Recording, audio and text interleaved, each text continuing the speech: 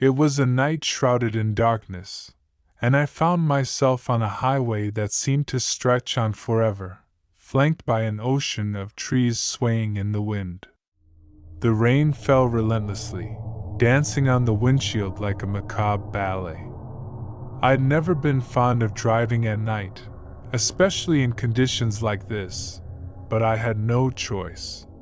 My fingers gripped the steering wheel tightly as the clock on the dashboard glared back at me, displaying the ghastly hour of 2 a.m. Fatigue was creeping over me, and the rain, relentless in its assault, did nothing to ease my anxiety. I navigated the winding road, struggling to maintain control as the tires splashed through puddles that seemed to appear out of nowhere. The only sound was the monotonous drumming of rain, which began to play tricks on my mind, whispering eerie secrets into my ears. My trusty GPS, with its stoic digital voice, piped up, instructing me to take a detour.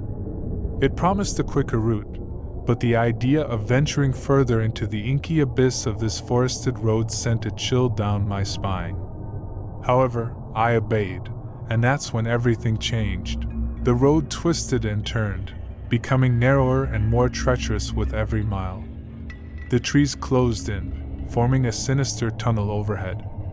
The rain, now a deluge, seemed to cry out in warning, but it was too late to turn back. As I pressed on, my headlights flickered and died, plunging me into an abyss of absolute darkness.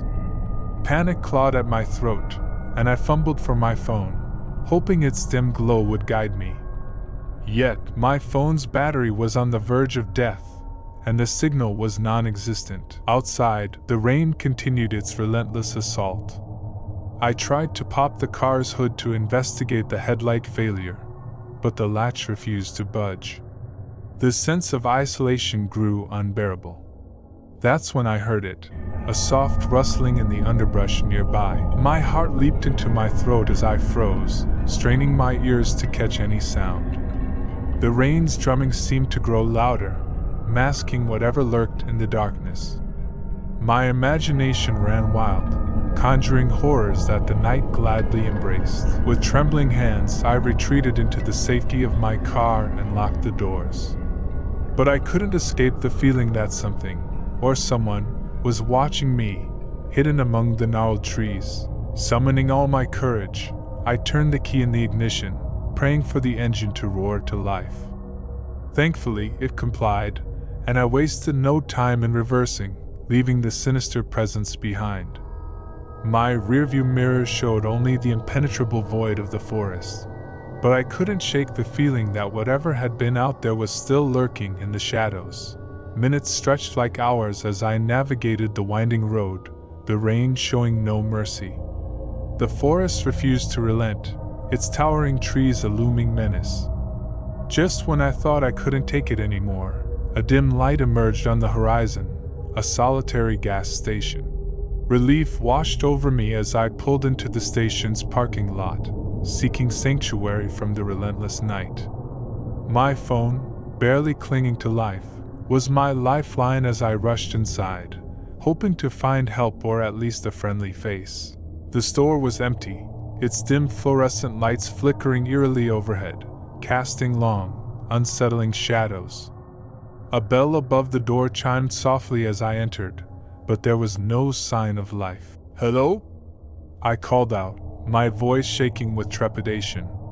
Silence greeted me.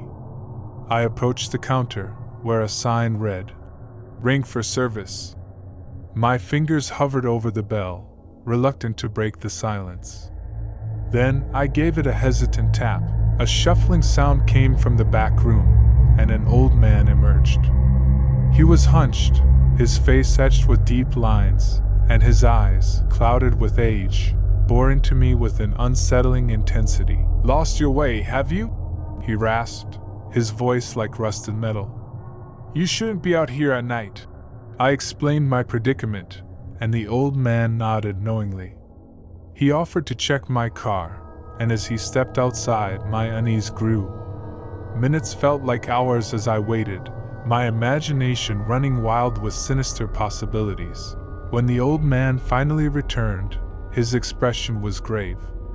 "You were lucky," he said, his voice barely above a whisper.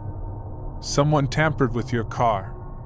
Your headlights were intentionally sabotaged. You shouldn't have made it out of those woods."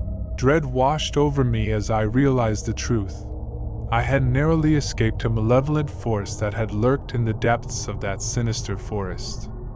The memory of that harrowing drive would haunt me forever, a chilling reminder that some roads should never be traveled, especially when the darkness conceals secrets best left undiscovered.